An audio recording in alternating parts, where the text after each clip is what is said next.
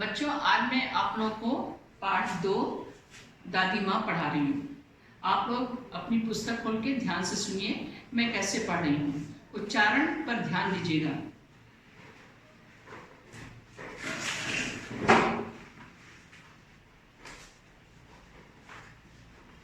कमजोरी है अपनी, पर सच तो यह है कि जरा सी कठिनाई पड़ते बीसों गर्मी बरसात और बसंत देखने के बाद भी मेरा मन सदा नहीं तो प्राय अनमना सा हो जाता है। मेरे शुभचिंतक मित्र मुंह पर मुझे प्रसन्न करने के लिए आने वाली छुट्टियों की सूचना देते हैं और पीठ पीछे मुझे कमजोर और जरा सी प्रतिकूलता से घबराने वाला कहकर मेरा मजाक उड़ाते हैं।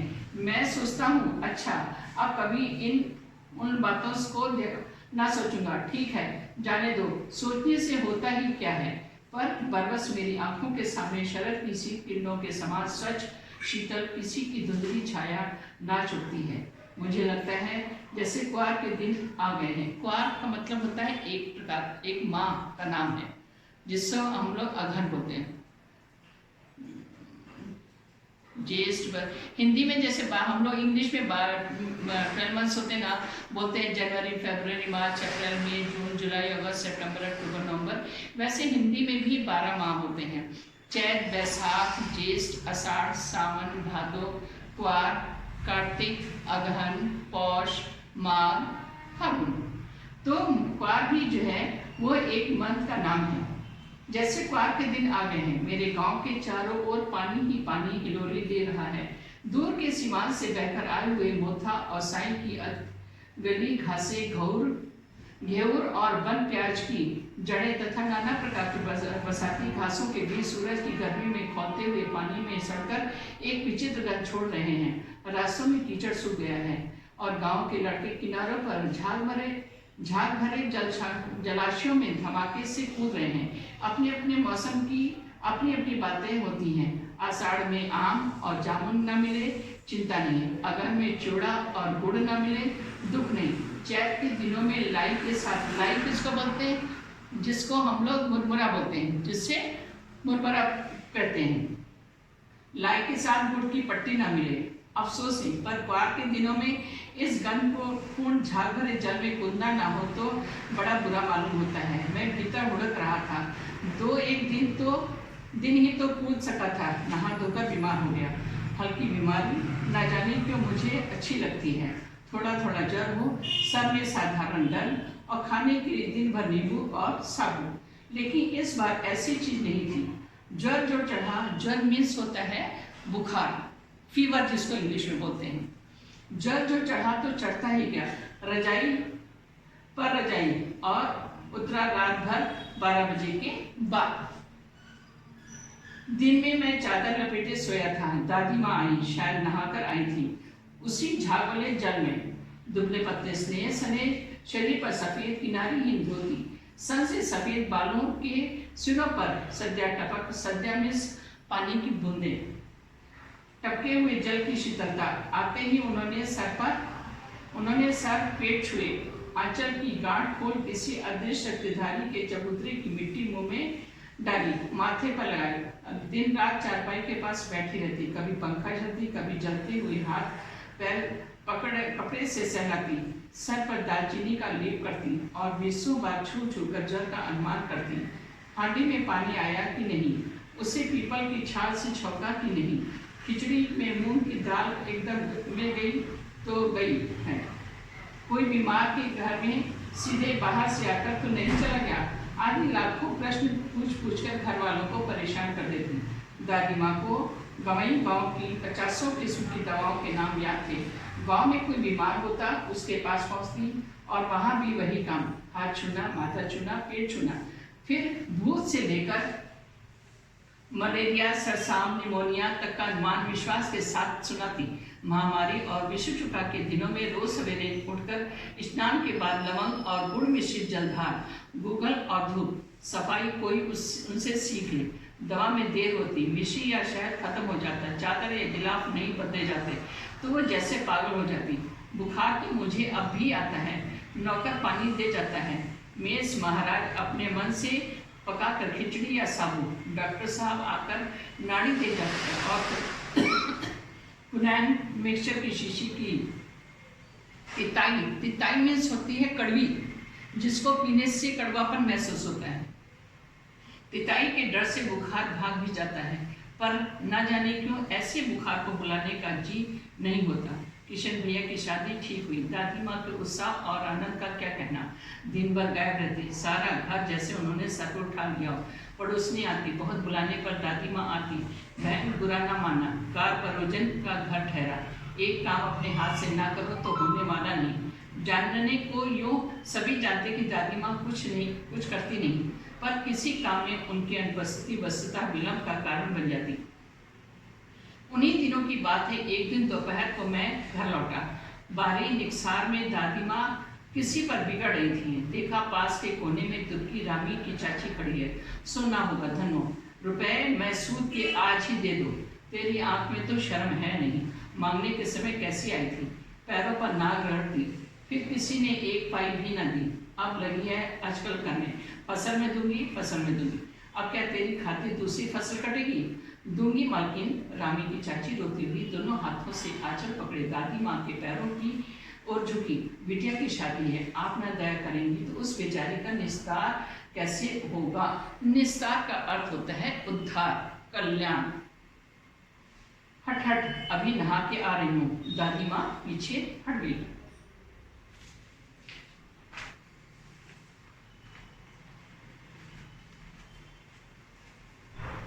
जाने तो दादी, मैंने इस अप्रिय प्रसंग को हटाने की गरज से कहा, बेचारी गरीब है, दे देगी कभी। चला है समझाने। मैं चुपके से आंगन की ओर चला गया। कई दिन बीत गए, मैं इस प्रसंग को एकदम भूल सा गया। एक दिन रास्ते में रामी की चाची मिली। वह दादी को पूतो फलो दूधो नहाओ का आशीर्वाद दे रही थी। मैंने पूछा, क्या बात है धनो चाची? तो उसने बेवल होकर कहा, ओरिन हो गई बेटा, भगवान वाला। ओरिन का अर्थ आता है ओरिन होना, मतलब कई लोग इंटरेस्ट पे, ब्याज पे रुपया लेते हैं और जब उसको दे देते हैं तो उऋण हो जाते हैं, यानी कर्जा मुक्त हो गए। तो रामी ने, लेखक की दादी ने उसकी बेटी की शादी में जो पैसा लिया था रामी की चाची ने, वो उन्होंने नहीं लिया, बल्कि उसकी शादी के लिए 10 रुपया। तो बहुत ही प्रसन्न हुई और उन्होंने लेखक के मिलने पर कहा कि पूतो फलो दूधो नहाओ का आशीर्वाद दिया। जब लेखक ने पूछा तब रामी की चाची ने कहा कि पीछे का सभी रुपया छोड़ दिया, यानी लेखक की दादी ने पीछे का सभी रुपया छोड़ दिया। ऊपर से 10 रुपए का नोट देकर बोली, देखना धनो, जैसे तेरी बेटी वैसे मेरी, 10-5 के लिए हंसाई ना हो, देवता है बेटा, देवता है। यानी जिस लड़के के साथ उसकी लड़की की शादी हो रही थी वो बहुत ही अच्छा था और उन्हें देवता के समान लग रहा था, सभ्य था। उस रोज तो बहुत डांटे थी। मैंने पूछा, बहुत बड़े लोगों का काम है बाबू, रुपया देकर डांटे भी ना तो लाभ क्या। मैं मन ही मन इस तरह पर हंसता हुआ आगे बढ़ गया। किशन के विवाह के दिनों की बात है। विवाह के 4-5 रोज पहले से ही औरतें रात भर गीत गाती हैं। विवाह की रात को अभिनय भी होता है। यह प्राय एक ही कथा का हुआ करता है। उसी विवाह से लेकर पुत्रोत्पत्ति तक के सभी दृश्याएं दिखाए जाते हैं। पहले के लोग इसी तरह के कार्यक्रम करते थे। जब किसी के यहाँ शादी विवाह होता था, उत्सव होता था, तो वे लोग इसी तरह के कार्यक्रम करके उन्हें आशीर्वाद देते थे। मेरा भाई राघव दालान में सो रहा था। वह भी बारात जाने के बाद पहुंचा था। रात औरतों ने उस पर आपत्ति की। दादी माँ बिगड़ी, लड़के से क्या पता, लड़के और ब्रह्मा का मन एक सा होता है। मुझे भी पास ही एक चारपाई पर चादर उड़ाकर दादी माँ ने चुपके से सुला दिया। बड़ी हंसी आ रही थी। सोचा कहीं जोर से हंस दूं, भेद खुल जाए तो निकाल बाहर किया जाऊंगा, पर भाभी की बात पर हंसी रुक न सकी और भिड़ा पड़ गया। देखू की माँ ने चादर खींच ली।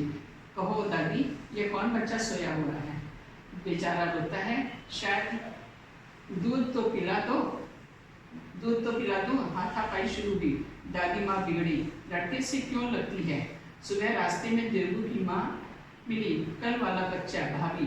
मैं वहां से जोर से भागा और दादी माँ के पास जा खड़ा हुआ। वस्तुतः किसी प्रकार का अपराध हो जाने पर जब हम दादी माँ की छाया में खड़े हो जाते, अभ्यादान मिल जाता, मतलब क्षमा कर दिया जाता था। स्नेह और ममता की मूर्ति दादी माँ एक एक बात आज भी कैसी कैसी मालूम होती है। परिस्थितियों का बदला चक्र जीवन को सूखे पत्ते का सा लगता है। सूखे पत्ते सा कैसा नाचता है, इसे दादी माँ खूब जानती थी। दादा की मृत्यु के बाद से ही वे बहुत उदास रहती। संसार उन्हें धोखे की टट्टी मालूम होता। दादा ने उन्हें स्वयं जो धोखा दिया, वे सदा उन्हें आगे भेजकर अपने पीछे जाने की झूठी बात कहा करते थे। दादा की मृत्यु के बाद कुकुरमुत्ते की तरह बढ़ने वाले मुंह में राम, बगल में छुरी वाले दोस्तों की शुभ चिंता की स्थिति और भी डामाडोल कर दी थी। शुभ चिंता ने स्थिति और भी डामाडोल कर दी। दादा के साथ में दादी माँ के मना करने पर भी पिताजी ने जो अतुल संपत्ति व्यय की वह घर की तो थी नहीं। दादी माँ अक्सर उदास रहा करती। माँ के दिन थे, कड़ाके का जाड़ा पड़ रहा था, पछुआ का सन्नाटा और पानी की शीघ्रियों में घुसी पड़ती। शाम को मैंने देखा दादी माँ गीली धोती पहने कोने वाले घर में एक संदूक पर दिया जलाए हाथ जोड़कर बैठी थी। उनके स्नेह का आंखों से मैंने आंसू कभी नहीं देखे थे। मैं बहुत देर तक मन मारे उनके पास बैठा रहा। उन्होंने आंखें खोली। दादी माँ, मैंने धीरे से कहा, क्या है रे, तू यहाँ पे बैठा है? दादी माँ, एक बात पूछूं, बताओगी ना? मैंने उनकी स्नेहपूर्ण आंखों की ओर देखा। क्या है, पूछ, तुम रोती थी ना? दादी माँ मुस्कुराई। पागल, तूने अभी खाना भी नहीं खाया, चल। खाया ना, चल चल, धोती तो बदल लो। दादी माँ, मैंने कहा, मुझसे सर्दी गर्मी नहीं लगती बेटा, मुझे सर्दी गर्मी नहीं लगती बेटा।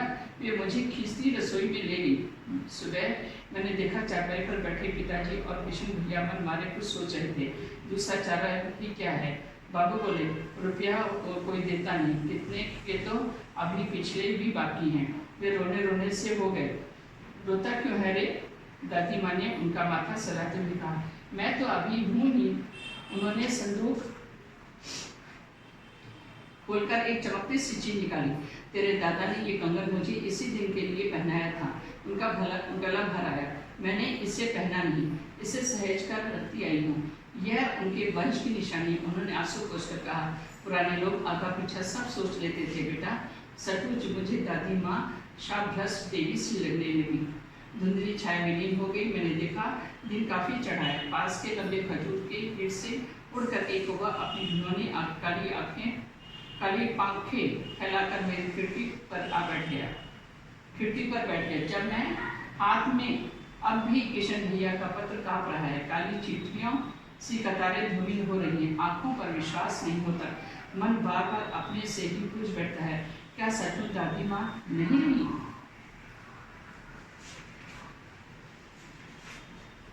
अब बच्चों, आप लोग देखिए, यहाँ पर एक पिक्चर दिया हुआ है। इसमें प्रश्न दिए हुए हैं। चित्र में बच्चे बहुत खुश दिखाई दे रहे हैं। अनुमान लगाओ कि बच्चे खुश क्यों हुए होंगे। तो इस चित्र में आप लोग देख रहे हैं बच्चे खुश हैं। क्यों खुश हैं? क्योंकि दादी माँ उन्हें कहानी सुना रही है। चित्र में बूढ़ी औरत क्या कर रही है? चित्र में बूढ़ी औरत बच्चों को कहानी सुना रही है। अपनी दादी जी के बारे में बताओ। तो ये आप लोग को मालूम कि आप लोग की दादी कैसी है, वो आप लोग को मालूम है।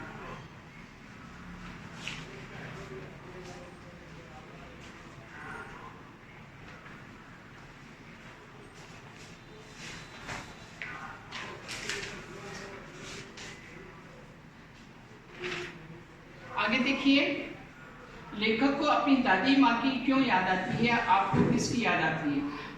दादी माँ देवता समान है, स्नेह मत है। वो लेखक को बहुत प्यार करती हैं। वो स्वभाव देखने में वो स्वभाव की बहुत तेज लगती हैं, लेकिन अंदर से वो बहुत ही दयालु हैं। सबके प्रति उनको बहुत ही प्रेम है। उनको कुछ जड़ी बूटियों का भी ज्ञान है। अगर कोई बीमार पड़ता है घर में तो भी उनकी देखरेख अच्छे से करती हैं। आस पड़ोस में भी अगर कोई बीमार होता है तो वो वहाँ पे भी जाके उनकी देखरेख करती हैं। उन्हें जड़ी बूटियों वाली जो दवा उनके पास होती है वह उन्हें देती हैं। वो सबको खुश रखना चाहती हैं, सबको प्रसन्न देखना चाहती हैं, और इसीलिए लेखक को दादी माँ बहुत प्यारी लगती है और उन्हें बहुत याद आती हैं। एक बार भी लेखक ये भी बताता है कि एक बार उनके पिता की आर्थिक स्थिति अच्छी नहीं थी, तो उन्होंने पैसों की बहुत तंगी हो रही थी। कोई भी उनके पिता को ब्याज पर रुपया नहीं दे रहा था। पहले भी उनके पिता के बहुत से लोगों का पैसा बाकी थे, तो इस समय कोई भी उनको देने के लिए तैयार नहीं था। तब दादी माँ ने उनको अपने बक्से से एक सोने का कंगन निकाल के दिया था, जो लेखक के दादा ने उन्हें दिया था। उन्होंने बहुत ही संभाल के रखा था। जब देखा कि मेरा बेटा बहुत ही परेशान है, बहुत आर्थिक तंगी उसको आ गई है, तो उन्होंने उस सोने के कंगन को निकाल कर उन्हें दिया, ताकि वह उसे बेचकर अपनी परेशानी, अपनी कठिनाई को दूर कर सके। अपने बचपन की कोई ऐसी घटना बताइए जिससे आप हमेशा याद रखते हैं। तो अब आप लोग आपके घर में आप अपने भाई बहन से या कोई ऐसी घटना घटी हो, वो आप लोग को अपने स्वयं लिखना है। आपको अपने घर में किसका स्वभाव अच्छा लगता है, क्यों? सबको मालूम है कि माँ बहुत ही वात्सल्यतापूर्ण होती है। उसमें अपने बच्चों के प्रति, अपने परिवार के सभी सदस्यों के प्रति बहुत ही प्यार होता है, बहुत ही विनम्र होती हैं और किसी को भी कटु वचन बोलने का प्रयास नहीं करती हैं। कोई भी काम वो करने को तैयार रहती हैं। बच्चों को स्कूल भेजना हो, घर में खाना बनाना हो, अपने पति को दफ्तर भेजना हो, वो सबके कार्य में हाथ बटाती हैं। इसलिए माँ का स्वभाव बहुत ही अच्छा लगता है। अब आगे देखिए, वाक्य पढ़िए। वाक्यों को क्रम से लिखिए, जैसे 1, 2, 7 दिया हुआ है। दादी माँ अक्सर उदास रहा करती थी। ये इसमें पहले कौन सा आएगा? 5th वाला देखिए, 1, 2, 3, 4, 5। रजाई पर रजाई और उतरा रात 12 बजे के बाद, ये 5th वाला आएगा। फिर क्या सचमुच दादी माँ नहीं रही? ये आखिर वाले 6 नंबर आएगा। यहाँ पर किशन के विवाह के दिनों की बात है, इसमें 3rd नंबर आएगा। तो मतलब क्रम से लिखना है ना, 1, 2, 3, 4, 5। पहले 1 में क्या लिखेंगे? लास्ट वाला लिखेंगे, यानी रजाई पर रजाई और उतरा रात 12 बजे के बाद। 2nd में क्या लिखेंगे? बुखार तो मुझे अब भी आता है, मतलब नीचे 5th वन वाला जो है वो 2nd लाइन पर लिखेंगे। औरतों ने, और 3rd जो है किशन की विवाह के दिनों की बात है, ये 3rd नंबर आएगा।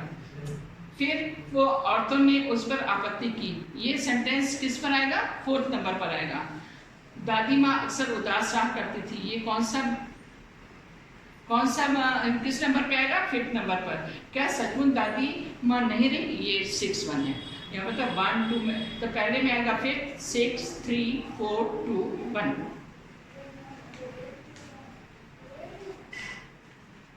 अब आगे देखिए,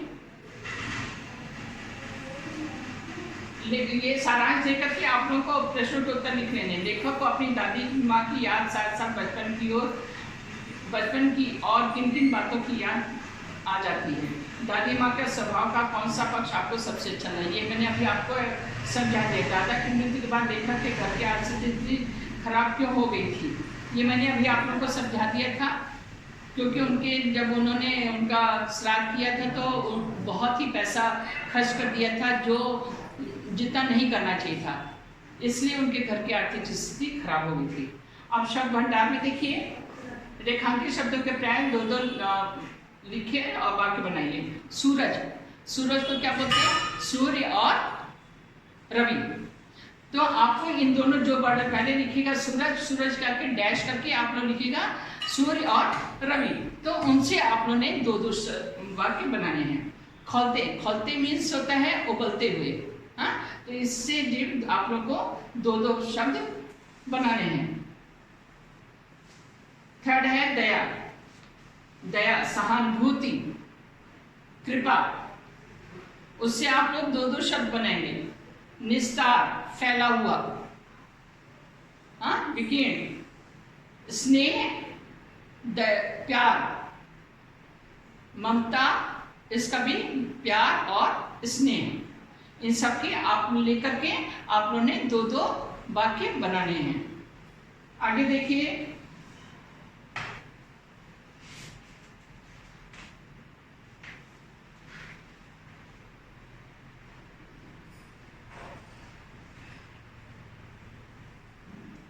लास्ट में देखिए मैं क्या कर सकता हूं, पाठ का भाव अपने शब्दों में बता सकता हूं। रॉन्ग, इस स्तर की गद्य सामग्री का भाव पढ़कर समझ सकता हूं। राइट, इस स्तर के गद्यांशों की व्याख्या करते हुए लिख सकता हूं। रॉन्ग, पाठ के शब्दों को अपनी बातचीत में प्रयोग कर सकता हूं। रॉन्ग, अपनी दादी माँ की कहानी बना सकता हूं, उनका अभिनय कर सकता हूं। राइट, ये आप लोग को समझ में आ गया। अब मैं थोड़ा आप लोग को व्याकरण बताती हूँ।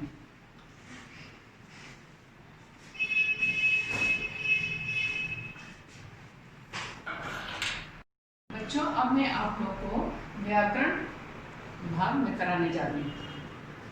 फर्स्ट है लिंग बदलकर वाक्य फिर से लिखिए। फर्स्ट, नौकर पानी दे जाता है। लिंग, लिंग मतलब जेंडर, स्त्रीलिंग और पुल्लिंग आप लोगों को क्लास में बताया गया है। तो नौकर, नौकर क्या है? पुल्लिंग, इसको आप लोगों ने स्त्रीलिंग में बदलना है। तो नौकर का स्त्रीलिंग क्या हो जाएगा? नौकरानी। नौकरानी पानी दे जाती है। क्रिया में भी परिवर्तन आ जाएगा, जाता की जगह क्या हो जाएगा? जाती है। नौकर की जगह क्या हो जाएगा? नौकरानी। तो आप लोग सेंटेंस अपने आप लिखिएगा, समझ में आया? बात उसके नीचे वाक्य आप लोग अपने स्वयं लिखिएगा, मैं आप लोगों को एक्सप्लेन कर दे रही हूँ। वाक्य, हर सेंटेंस के बाद वाक्य आपने अपने ओन से लिखना है।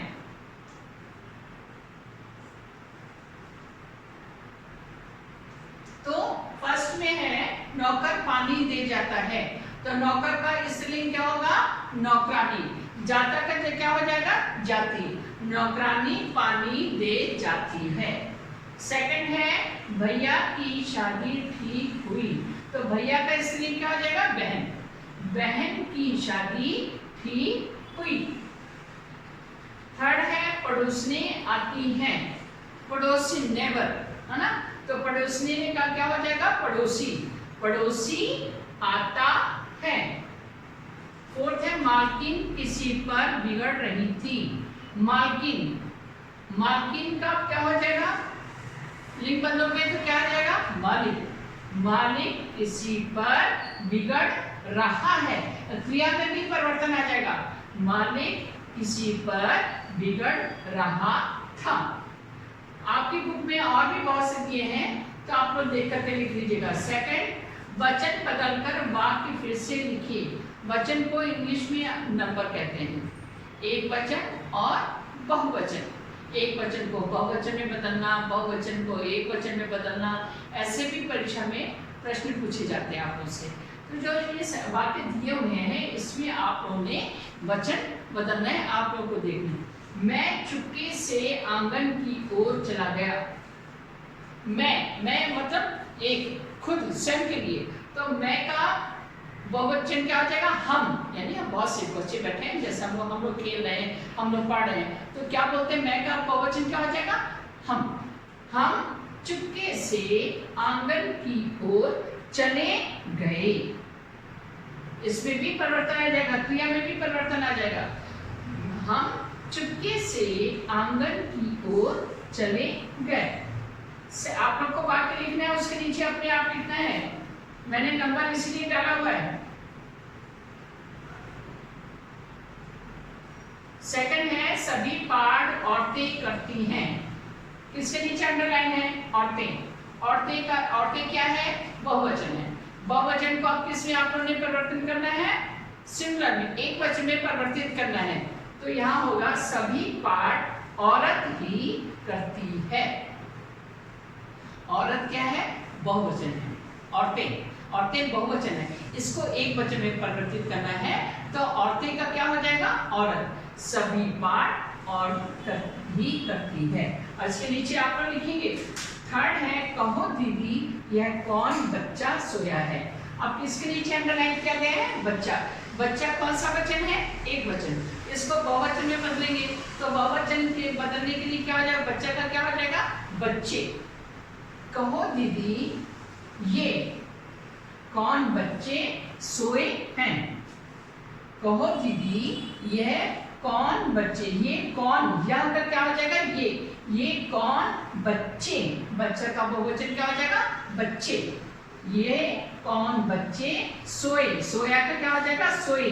ए लिखेंगे, सोए हैं। आप बुक में और भी वाक्य दिए हुए हैं, वो देख के आप लोग लिख लीजिएगा। फोर्थ है रुपया कोई देता नहीं, और रुपया कोई देता नहीं, कोई का कोई भी, कोई आ रहा है, कोई जा रहा है, कोई बोल रहा है, कोई लिख रहा है, उसका बहुवचन कुछ भी नहीं था। तो रुपया का क्या जाए, रुपए। रुपए कोई देता नहीं है। रुपया का वचन आप लोगों ने बदलना है, रुपए। रुपए, रुपए कोई देता नहीं। अब नीचे देखिए विलोम शब्द। आपकी बुक में 9th विलोम शब्द बहुत से दिए हुए हैं, ज्यादा दिए हैं, मैंने 5 लिखे हुए हैं। आप लोग अपनी बुक से और भी देख करके लिख लीजिएगा। तो कमजोरी, कमजोरी का विलोम शब्द क्या हो जाएगा, ताकतवर, कमजोर। हाँ, कमजोर उसमें भी ताकतवर है। सच झूठ, शुभ अशुभ, मृत्यु जन्म। अब उसके नीचे मुहावरे लिखकर वाक्य बनाओ। आपकी बुक में जितना दिया है पूरा आप लोगों ने लिखना है, इसलिए मैं बार बार आप लोगों को बोल रही हूँ। मजाक उड़ाना, हंसी ठुठा करना, ठुट्टा करना। इसका वाक्य क्या बनेंगे, हमें किसी का मजाक नहीं उड़ाना चाहिए, किसी की हंसी नहीं उड़ाना चाहिए। सेकंड, परेशान करना, बाधा डालना। मैं जब पढ़ता हूँ तो मेरा भाई मुझे परेशान करता है। थर्ड, जी नहीं होना, यानी उसका अर्थ क्या हो जाएगा, जी नहीं चाहता, मेरा आज खेलने के लिए जाने का मन नहीं, जी नहीं करता है, जी नहीं होता है। आपकी बुक में और भी बहुत से दिए हुए मुहावरे आप लोग देख कर लिख लीजिएगा। उसके बाद आता है संधि विच्छेद, उत्तरोत्पत्ति। उत्तरोत्पत्ति का क्या होगा, इसको विच्छेद करेंगे तो क्या बनेगा, पुत्र प्लस उत्पत्ति। फिर उपसर्ग पहचानिए। उपसर्ग मैंने बताया था ना, जब किसी वर्ड के आगे जो अगर कोई शब्द है वो मीनिंग निकल रही है, लेकिन उसके आगे जब कोई हम दूसरा और भी शब्द लगाते हैं और अर्थ उसमें और भी परिवर्तित हो जाता है, तो उसे क्या बोलते हैं, उपसर्ग। तो उपसर्ग में दिया हुआ है अप्रिय। प्रिय मीन्स होता है प्यारा, ठीक है, प्रिय का अर्थ होता है प्यारा। तो उसमें अगर हम अ लगा देते हैं, यानी जो मुझे प्यारा नहीं है, जो मुझे अच्छा नहीं लगता, अप्रिय। तो अप्रिय में उपसर्ग क्या है, नहीं, फर्स्ट है अनुपस्थिति। अनुपस्थिति का अर्थ होता है एब्सेंट, हाजिर ना होना, एब्सेंट जिसको क्लास में बोलते हैं। तो इसमें अनु, अना, ये ऊ की मात्रा जो है, ऊ यहाँ पर उपस्थित, उपस्थित में ऊ पर अधसा, था पे छोटी की मात्रा, था पे छोटी की मात्रा उपस्थित होता है।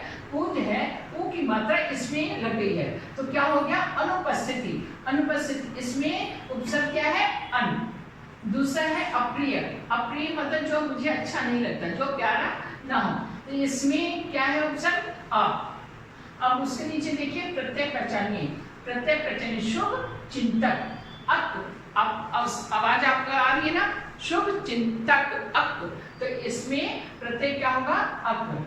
शीतलता, शीतलता में प्रत्यय क्या होगा, ता। अब आपकी बुक में जितना भी दिया हुआ है प्लीज आप लोग उसमें से देख करके पूरा लिख लीजिए। अब मैं आप लोगों को FA प्रोजेक्ट वर्क का दे रही हूँ वर्क, और FA1 का पोर्शन लिखा रही हूँ, ठीक है।